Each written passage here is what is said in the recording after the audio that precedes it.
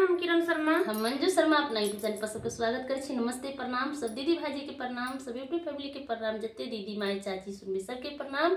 जय हर हर महादेव, जय भोलेनाथ, जय शिव शंकर। और हम दोनों देवरानी जेठानी जा रहा बहुत दर्दनायक रक्षाबंधन के गीत गावा। अहाँ सब जरूर सुनब और कमेंट करके जरूर बताएब किनका सबके पसंद ई गीत ये बहुत दर्दनायक गीत है। जरूर सबके आशा करे छे कि सबके जरूर पसंद पड़त ई गीत। अहाँ सब फुल वाच कर लास्ट तक जरूर गीत के सुनब, तभी समझ पे भी गीत के बोल। 5 भाई में एकटा, 5 बहिन में एकटा भाई छे, जेको भाई परदेश चल गेल छथिन, रक्षाबंधन के दिन नहीं एलखिन। 5 बहिन कते रोई छे, कते काने छथिन देख लियो। भाई बहन के पावन एटा भी है, त भाई के इंतजार बहन करत रहे, बहन के इंतजार भाई करत रहे। रक्षाबंधन के दिन एहन है कि साँझों तक भाई इंतजार में रहे है, बहनों इंतजार में रहे, भाई इंतजार में रहे, भाई बहनों इंतजार में रहे कि भाई कखन एथिन। 5 रे बहिनिया में के बिरना भैया की भैया ना चलल परदेस रे लालनामा। 5 बहिनिया में एक बिरना भैया की भगे बिरना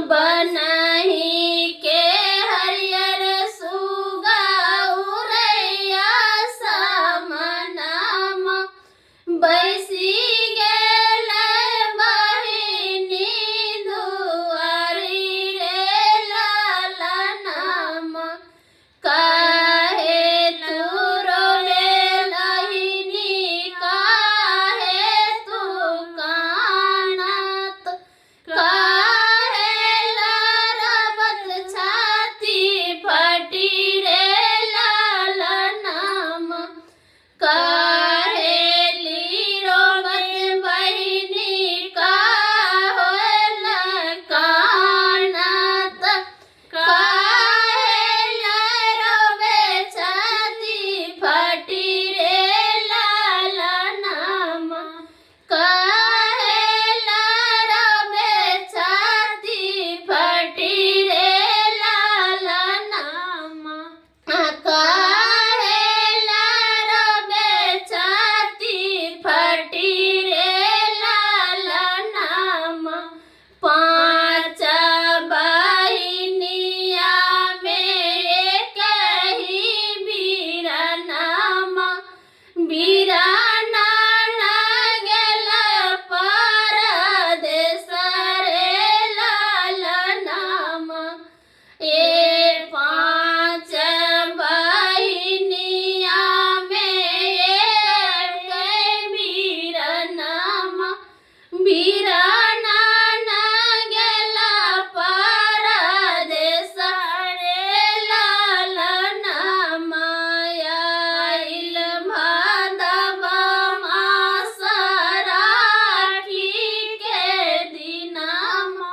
लौटल नाही मोर बीरन रे सुगनमा लौटल नाही मोर बीरन रे सुगनमा पाँच बहिनिया में एक ही बीरनमा बीराना दगेल परदेस रे लालनमा आइल भादव मास राखी के दिनमा लौटल नाही मोर बीरन रे सुगनमा अतबे बचनिया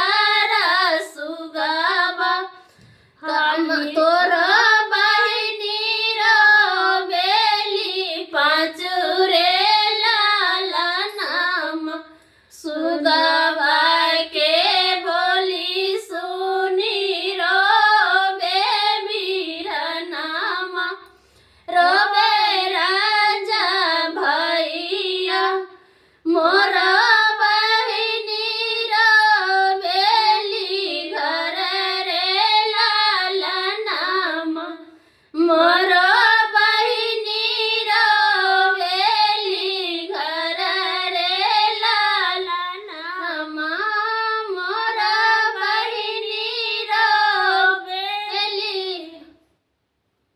छोड़ दे अथी बंद है आवाज कर देने का तो वही थी नहीं नहीं था तो खराब कर देता गीत के गाना गीत का